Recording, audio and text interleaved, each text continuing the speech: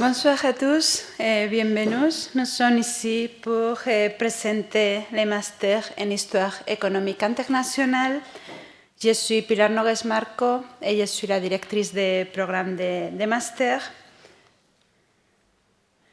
Donc, pour faire cette présentation, je voudrais commencer pour une brève introduction sur cette master, comment on conceptualise l'histoire économique, les approches, avec quelques exemples pour vous aider à comprendre les contenus et surtout l'approche qu'on utilise dans cette master. Après, je vais parler brièvement sur les délais de candidature, les programmes d'études et les devenirs professionnels. Donc, pour commencer, les parties, je pense, les plus intéressantes, les plus importantes de cette présentation, c'est sur comment on conceptualise cette master en histoire économique internationale. Et je pense que c'est intéressant de commencer pour bien expliquer que cette master, c'est un master qui en réalité combine les connaissances en économie et en histoire, mais aussi on utilise des connaissances des autres sciences sociales. Nous sommes dans les facultés de sciences de la société et c'est un master qui ouvre beaucoup les façons de penser très liées aussi à les relations internationales, les sciences politiques, la sociologie et aussi la géographie. Donc, c'est un master qui constitue en réalité une formation presque unique en Suisse et aussi assez unique en toute l'Europe. En Suisse, il y a seulement l'Université de Zurich qui a aussi le master en histoire économique. Et nous sommes Zurich et nous, l'Université de Genève, qu'on donne cette formation interdisciplinaire. Donc, pour vous expliquer comment on conceptualise l'histoire économique, donc je pense que c'est intéressant de penser que l'histoire économique est une discipline qui naît de début avec cette multidisciplinarité entre l'histoire et l'économie. Et c'est pour ça que c'est une façon de penser qu'en réalité essaye d'étudier le passé pour comprendre le présent et aussi de mobiliser les questions des personnes pour analyser le passé. Donc, il y a beaucoup d'allers-retours passé-présent pour bien comprendre toutes les dynamiques qu'il y a derrière les phénomènes qu'on veut comprendre. Donc, il y a des analyses qui sont plus pensées pour comprendre l'économie d'aujourd'hui, avec une vision historique et avec une dimension de longue durée. Et il y a aussi des questions de recherche qui sont plus orientées à essayer de bien comprendre le passé en mobilisant des concepts qui sont d'intérêt aujourd'hui.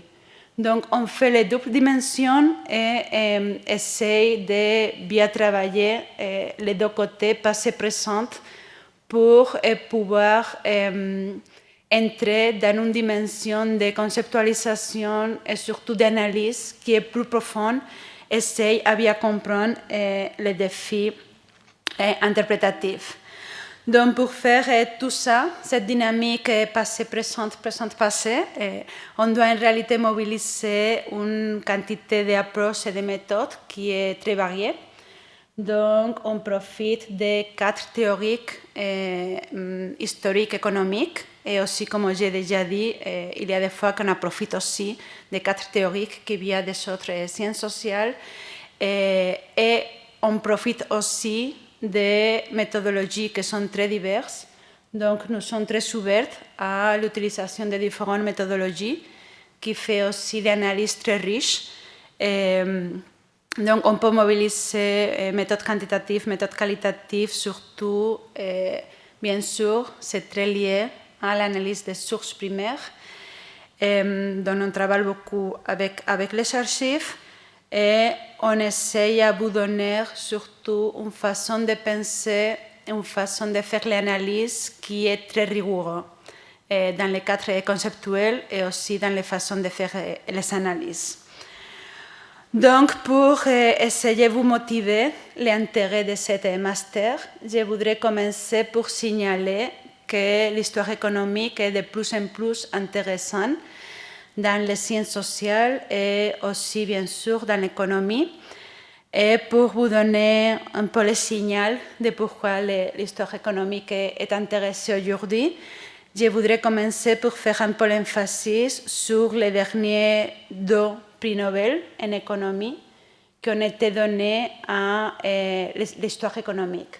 Donc, si on regarde l'année passée, le prix Nobel en sciences économiques a été donné à Acemoglu, Johnson et Robinson pour tout le travail que ces auteurs ont développé sur la genèse des institutions et leur influence sur la prospérité.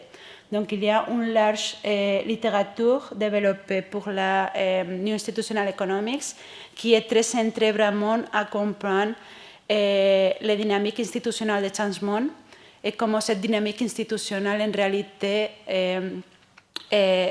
ont une influence très forte sur la croissance économique et la prospérité des sociétés. Cette année, à nouveau, le prix Nobel a été donné, au moitié des prix Nobel, a été donné à l'histoire économique. Donc, a été un prix Nobel donné pour surtout très centré à l'explication de la croissance économique qui est liée à tous les changements technologiques. Et dans ce prix Nobel, la moitié a été donnée à Mokir, qui est un historien économique qui a travaillé toute sa carrière sur les changements technologiques.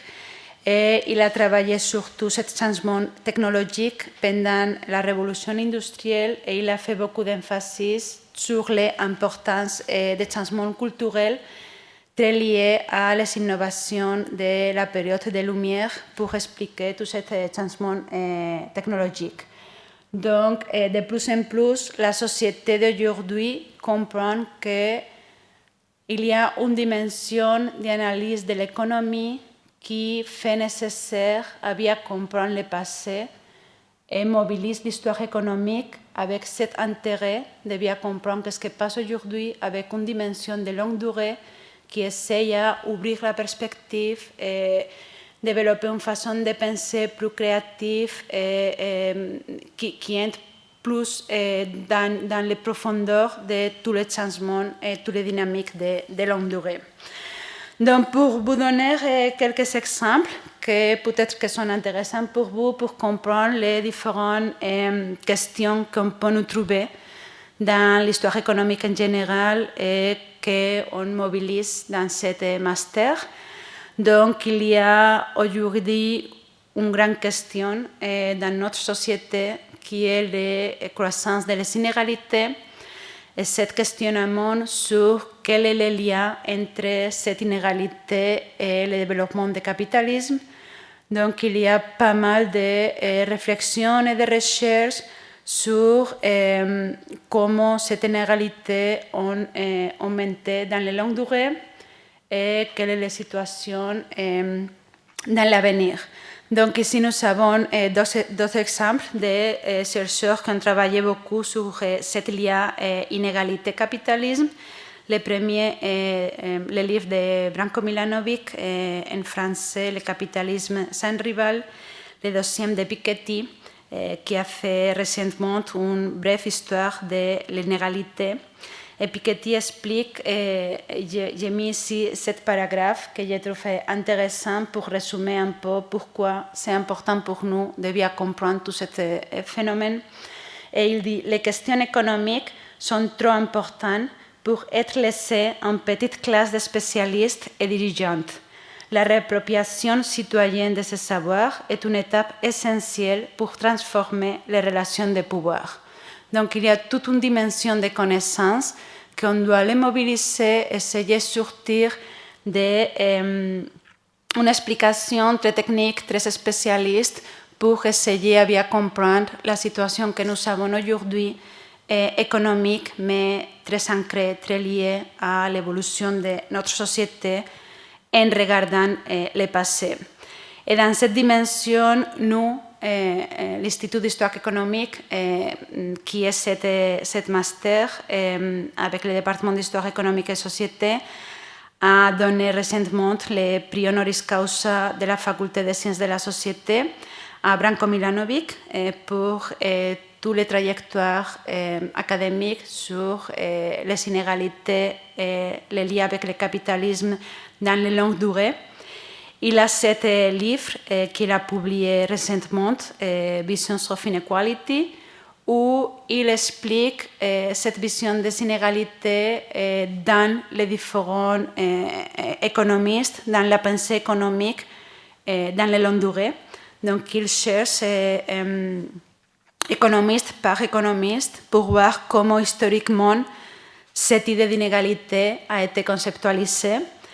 Il a donné une conférence très intéressante qui est online, si vous voulez regarder un peu plus cette façon de penser et comprendre comment on peut conceptualiser l'histoire économique et comment on peut mobiliser toute cette idée pour comprendre la situation que nous avons aujourd'hui.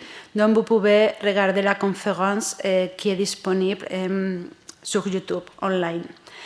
Après, un autre exemple pour vous aider peut-être à repenser un peu comment on peut mobiliser les idées en histoire économique, dans ce cas concret, plus directement lié à la géographie.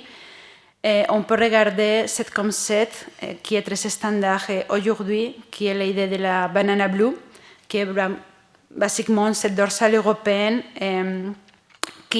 où est concentrée les productions les plus importantes de l'Europe.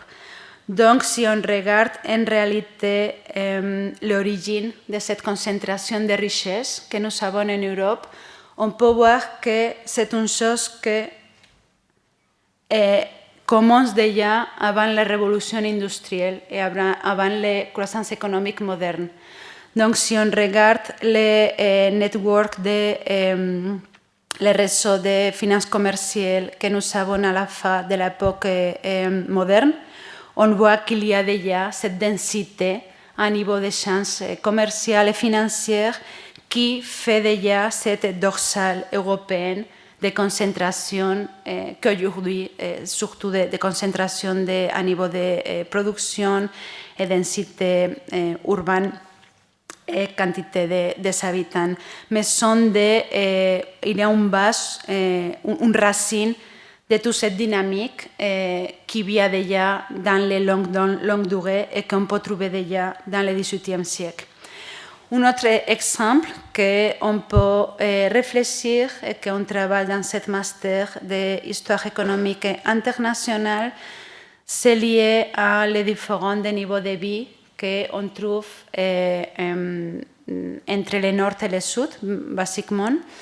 Et on peut voir comment en réalité la concentration de pauvreté à niveau absolu et surtout en Afrique. Il y a eu une amélioration, on peut dire, dans les dernières années. Si on regarde les maps, bien que la mesure c'est un prix courant, mais on voit qu'encore cette différence très radicale, très claire de pauvreté est très, très concentrée sur l'Afrique. Donc, on peut nous questionner à quel niveau le colonialisme a donné une influence sur cette diversité de richesses. Dans cette cadre analytique, si on continue avec l'exemple de le prix Nobel 2024 à Acemoglu et collègues, il y a pas mal de recherches qui expliquent surtout les liens à niveau institutionnel, donc sont des phénomènes qui sont plus complexes. Ce n'est pas seulement une histoire d'extraction, c'est surtout comment ce système d'extraction coloniale a développé aussi un système institutionnel qui fait très difficile après, dans les longues durées, développer les croissances dans les pays africains, avec beaucoup d'instabilité institutionnelle. Donc, il y a des questions qu'on peut regarder, approfondir dans une dimension complexe. Et pour bien comprendre toute cette complexité, on doit mobiliser beaucoup de cadres analytiques qui vient de l'histoire de l'économie et aussi des autres sciences sociales. Un autre exemple, ici deux exemples complémentaires pour vous expliquer des exemples de différentes idées qu'on peut traiter dans cette master. Ici, on peut parler aussi de la relation entre les systèmes productifs, donc les façons comment les pays cherchent à développer la production et l'impact de ce système productif sur l'environnement. Donc ici, vous avez le cas de le niveau de déforestation à Sao Paulo, dans deux moments différents et assez proches du XXe siècle. Ça, c'est une partie d'un thèse de doctorat de Sabrina Siegel, qui est doctorante chez nous, dans le département d'Histoire, Économie et Société. Et vous pouvez voir comment le niveau de déforestation à Sao Paulo au début du XXe siècle a été vers 58%. Donc, les logiques de déforestation a été très liée surtout à la production de café. Et c'est une logique productive qui a développé, bien sûr, une élite qui a profité très bien la production et les échanges de cette marchandise, mais ça a donné un effet très grand sur l'environnement. Donc, si on regarde le deuxième map, qui est le niveau de déforestation dans les années 1935, donc pas beaucoup d'années après, c'est très proche, mais on voit déjà comment la déforestation a augmenté beaucoup. Le niveau de déforestation à Sao Paulo dans ce moment a été seulement le 26%. Donc tout ce processus de croissance économique est très lié. Il y a beaucoup de cas où on voit un lien très clair sur la destruction à niveau environnemental. Donc, ce sont des questions aussi qu'on doit pousser, comment les façons qu'on développe la croissance économique, les systèmes concrets de production qu'on essaie de développer donnent un impact négatif sur la planète et comment en réalité c'est très lié à une situation d'augmentation des pouvoirs et des richesses, normalement pour une minorité. Ici, il y a un autre exemple qui est assez connu aussi, qui est une photo récente de la situation qu'on peut voir dans la limite entre Haïti et la République dominicaine. Donc, vous pouvez bien voir très clairement les liens de séparation politique entre les deux pays. Et vous pouvez voir comment, en réalité, les coûts environnementaux pour les parties Haïti que nous avons à gauche a été vraiment plus fort que pour la partie de la République dominicaine. Donc, ça c'est lié au début, bien sûr, à l'expérience coloniale avec un système de plantation plus intensif et extractif dans le cas de Haïti. Saint-Domingue, à l'époque, très lié à la production et commerce de le sucre, mais qui a continué aussi après l'indépendance dans ce système très centré sur l'agriculture, avec changement, plus de café, plus de tabac, mais très lié à une extraction des systèmes agricoles avec un effet très fort sur l'environnement, bien que l'autre moitié de l'île, la République dominicaine, avec l'indépendance, a été un peu plus centrée sur le tourisme et une autre façon de développer la croissance économique qui a moins d'impact sur la Terre, qu'on peut voir très clairement dans cette photo. Donc, ce sont des exemples des sujets qu'on voit dans cette master. Et surtout, c'est important de signaler, comme j'ai dit au début, que la discipline d'histoire économique est par nature une discipline multidisciplinaire avec une influence très forte entre les deux disciplines, l'histoire et l'économique. Et ici, nous sommes tous les profs, en réalité, nous sommes tous pluridisciplinaires, avec formation de base qui sont différentes. Normalement, nous avons des formations de base en économie, mais il y a aussi des collègues avec des formations de base des autres disciplines, en sciences politiques, sociologie, aussi peut-être les géographies, mais qu'après, on fait une formation normalement très liée à l'histoire. Et il y a aussi une partie du département qui est très liée à l'économie politique, donc avec une formation aussi très forte sur les sciences politiques. Donc ici, vous avez les liens de tous les membres du département, donc vous pouvez, si vous avez le temps, de regarder un peu la page web, et comme ça, vous pouvez savoir un peu plus clairement qu'est-ce qu'on fait, quelles sont les recherches qu'on fait, les approches, les sujets d'intérêt, pour bien comprendre cette dimension de multidisciplinarité qui est très, très, très ancrée à cette master en histoire économique internationale. Mais cette pluridisciplinarité, en réalité, vient pas seulement des profs, mais vient aussi des étudiants. Et ça donne une richesse extraordinaire dans les cours de master, parce qu'on peut faire des débats et des discussions et des présentations orales et des dynamiques en général qui sont très riches, parce que nous avons dans ce master des étudiants qui, avec une formation aussi qui est très différente au niveau de bachelor. Donc, nous avons bien sûr des étudiants qui viennent de notre formation, qui maintenant s'appelle économique politique et histoire économique. À la base, ça a été histoire, économie et société.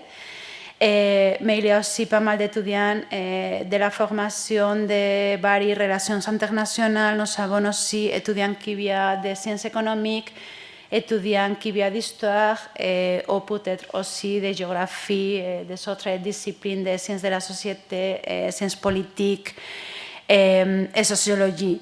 Donc, ça donne une richesse très intéressante dans votre formation, qui vient pas seulement des choses qu'on peut nous vous transmettre, mais aussi de toutes les recherches, des approches, des intérêts qui sont très variés, qui sont aussi liés à les propres dynamiques multidisciplinaires des étudiants. Après, brièvement, les délais de candidature, probablement vous savez déjà, parce que maintenant c'est tout normalisé. Donc, il y a un délai de candidature unique pour le 28 février. Et vous avez toutes les informations sur la page web des admissions au master.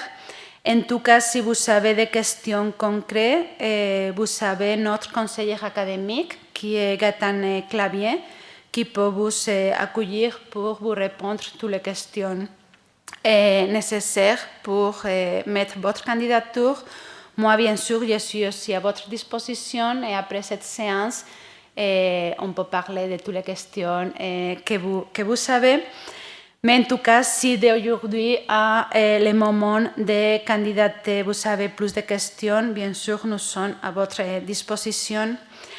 Après, je voudrais aussi profiter pour vous présenter brièvement le programme d'études. Après, vous pouvez le regarder un peu plus sur la web, si vous voulez. Mais c'est intéressant de connaître les grands différents blocs que nous avons dans le programme d'études. Si vous voulez regarder un peu plus en détail, bien sûr, il y a tous les plans d'études dans la web. Ici, vous avez les liens. Mais basiquement, le master a une durée normalement standard de 3 semestres, mais c'est possible de le faire en un maximum de 5 semestres, donc c'est un peu à vous à décider. Il y a une partie, le premier bloc, qui sont les enseignements obligatoires, qui font 48 crédits. Ils sont surtout les enseignements méthodologiques. Après, il y a un deuxième bloc, qui sont les enseignements à choix, qui sont les enseignements thématiques de 36 crédits. Il y a une petite option, seulement un cours de 6 crédits en option libre, que vous pouvez profiter ou bien pour développer un autre cours thématique de votre intérêt ou plus enseignement méthodologique. Donc, à niveau d'enseignement méthodologique, qui sont les cours obligatoires, il y a les cours de direction actuelle de la recherche en histoire économique où on fait des présentations, tous les profs, les maîtres assistants, les postdocs et les doctorants que nous avons dans l'Institut Paul Béroc, avec l'idée de vous donner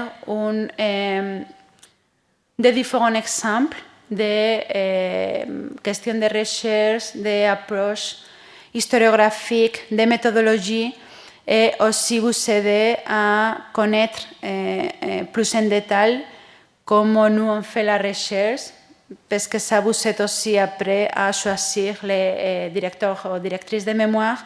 Donc c'est cet espace où on essaye on peut dire, ouvrir la boîte noire de la recherche pour vous expliquer comment nous on fait la recherche. À niveau complémentaire, nous avons aussi le séminaire avancé de recherche, qui est un séminaire où il y a des chercheurs normalement de différents endroits d'Europe. Et vous avez les liens ici avec tous les programmes de différents séminaires, donc vous pouvez avoir une idée des sujets qu'on voit dans ce séminaire. Il y a aussi l'historique des années passées, donc vous pouvez bien voir les différents séminaires. Et ce séminaire avancé de recherche est aussi très riche à niveau conceptuel parce que c'est un séminaire qu'on partage entre nous, les profs et vous.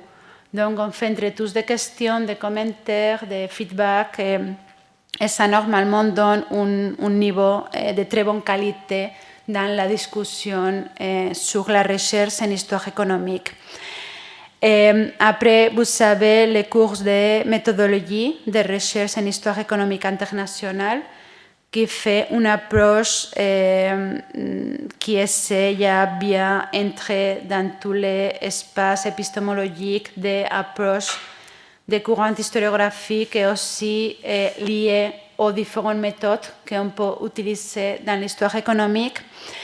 Finalement, vous avez le défi de faire les mémoires, comme normalement il y a dans tous les masters. Pour vous aider à faire les mémoires, il y a l'atelier de mémoire où on travaille plus directement sur les idées des étudiants. Ça, on fait dans les premiers semestres, deuxième année. Et après, finalement, vous devez faire votre mémoire, qui est la partie la plus intéressante à niveau de recherche que vous faites dans cette master. Aussi, si vous voulez regarder un peu plus en détail des exemples de mémoire, et comme ça, vous pouvez avoir une idée des différentes choses que vous pouvez développer dans cette master. Donc, vous pouvez regarder la page web de master où il y a des exemples de mémoires de stage, parce qu'il y a aussi la possibilité de faire des stages. Donc, nous avons eu récemment un stage dans la Banque de France, un autre stage dans les archives contestataires. Il y a aussi la possibilité de faire des stages académiques avec des profs qui sont plus liés directement à la recherche. Et vous pouvez faire sinon aussi les mémoires de master où vous travaillez des sujets qui sont de votre propre intérêt. Et il y a aussi des exemples de mémoires de master dans la web où sont tous les mémoires parce que normalement sont déposés dans les archives ouvertes. Donc vous pouvez voir vraiment quelles sont les mémoires pour vous donner une idée de comment on travaille la recherche dans ce master. Après, je voudrais signaler que je pense que c'est aussi intéressant que les offres de master qu'on donne ici, c'est un master de très bonne qualité. Nous avons dans la faculté des sciences de la société le prix au meilleur mémoire de master de toute la faculté des sciences de la société. L'année dernière a été donné à le master d'histoire économique, et dans ce cas à Gaia Valenti, qui est maintenant avec nous. Elle a commencé la thèse de doctorat avec nous. Et l'année passée a été donné ex aequo, donc entre deux, une mémoire en le master que nous avons aussi dans le département d'économie politique et aussi le master en histoire économique, qui a été donné à Raoul Bilboz Gallego, qui est maintenant aussi en train de faire la thèse de doctorat avec nous. Je ne dis pas que tous les étudiants de master doivent faire après une thèse de doctorat, mais c'est seulement pour signaler que les offres de master que nous avons ici, c'est un master de très bonne qualité, c'est une qualité qui est reconnue dans la faculté des sciences de la société. Donc, cet espace de prix explique cette qualité qu'on essaye de vous donner dans cette formation. Après, il y a tous les enseignements. Ah, pardon.